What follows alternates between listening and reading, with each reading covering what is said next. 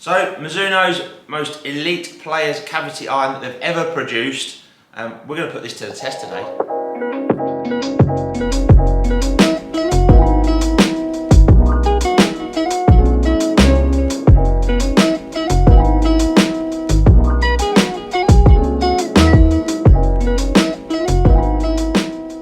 So 223 sits underneath 225. It's a little less forgiving, more of an elite player's iron. So you're looking at someone that's probably 9 handicap and below. Not that I overly like talking about players' handicaps when we're talking about irons, but to give you an idea, you're going to have to strike this thing pretty nicely.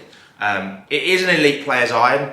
They call it an elite player's iron. I think it's going to be a test for me today because I'm not sure that I fit in that category anymore. But we'll give it a test, we'll give it a go, and let's see how it performs.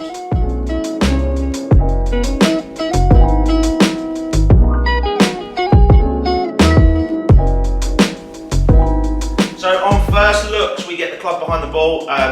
Definitely thinner than 225. Looks a lot nicer. I prefer the look of this iron behind the ball for some reason. I think it may be something to do with the way that it frames the golf ball in the face for me. I've got my shaft in it, 6.5 rifle, so exactly the same as I did when I tested the other iron. So let's just see how this feels and performs. Definitely nowhere near as jumpy and as hot off the face as the hot metal blade. It definitely feels as if you've got a little more softness. The ball's feeling like it stays on the golf club longer. It sounds absolutely bizarre to say that. I do feel that if you get an off-center strike on this, you're not going to get a huge amount out of it. Hopefully I don't hit one, but let's just hit one more shot and let's see how that feels. Yeah, there you go, slightly off-center strike.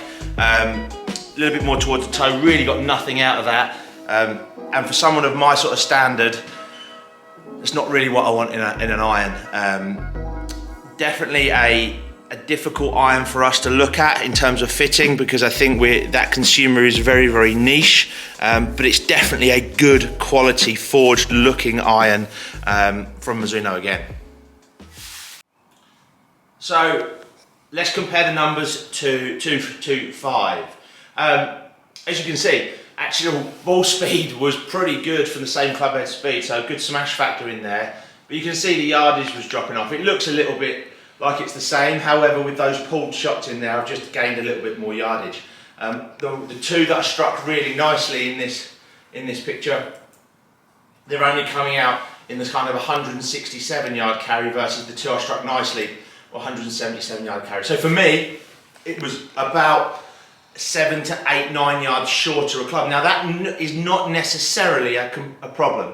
If you get guys with extreme ball speeds and extreme clubhead speeds, having hot irons isn't always the answer, especially in that mid to short iron range. So for someone who's looking for a little bit more control, they want a softer feel off the face, they want to look a little bit more closer to what a blade would look like, 223 is definitely a fantastic iron to have a test